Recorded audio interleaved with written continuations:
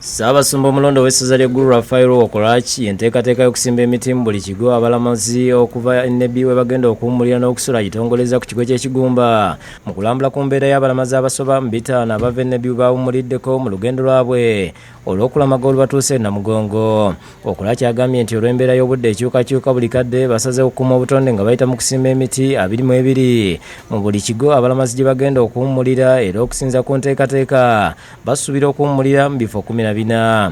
Tree planting and all that. So at every station where they are, they will be planting 24 trees, at least to remember the 24 Uganda matters that we have. Ssaabasumba Okolachi asibiridde abalamazi b'Entanda okusigala nga banyeevu mu kukkiriza ng'abajulizi bwe bakola. The primary message we gave them was to look at the Uganda matters as their inspiration to keep them on the journey, and we have tried to sustain that spirit with the theme of the preparation of the celebration we have chosen as diocese. Omubaka wa Paalamenti wa Municipality y'e Nebbi Sulaiman Hashim nga naye yeetabye mu nteekateeka y'okusimba emiti akubiriza bannayuganda bonna okusimba emiti ng'abalamazi bagenda okukola kubanga okukuuma obutonde kikulu nnyo.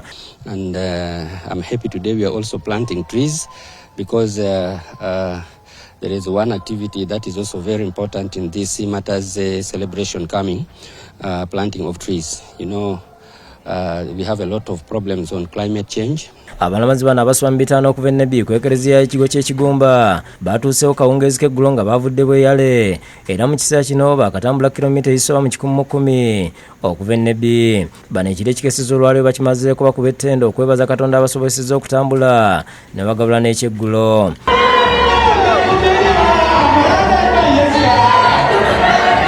Nga bukedde balabiddwako nga booza ku ngoye zaabwe n'ebintu ebirala beeyambisa mulamu obwa bulijjo era aboogeddeko naffe omuli omukadde w'emyaka 85 bongedde okuwera nga bwe balina okutuuka e Namugongo. And Yesu is the one leading me to Namugongo. And kati ndi Kigumba ndi kukulira bulungi nnyo obulumi tebiriiko era mpaka jatukayo Namugongo. Okusinza ku bakulembeze b'abalamazi bano basazeewo olwaleero okuwummula okusobola okukuza olunaku lwa Pentecost mu Ekereziya Katolika awamu n'okusobozesa abamu ku balamazi okufuna obujjanjabi olw'amagulu okutandika okubaluma. Akawungeezi abalamazi beetabye mu kitambiro ekya mmisa ekyenjawulo ekikulembeddwa Reverend Father Biweka Charles wakati mu kutendereza omutonzi.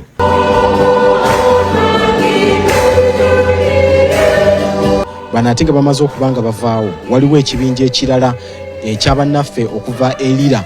Bano basoba mu 7 bagenda kubanga nabo bajja ate babeere nga bawummulirako wano n'oluvannyuma bajjanga okukuba bavaawo ate nabo babeere nga beeyongerayo okutuukira ddala oba oliawo mu bitundu ebyenjawulo ate paka bwe banaatuuka e Namugongo.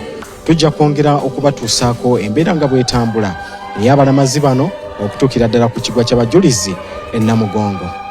Ku lwa Bukedde TV nsigadde ndi Kyanda Pius awamu ne munnange Deo Kyaligonza wano e Kigumba mu disitulikiti ey'e Kiryandongo.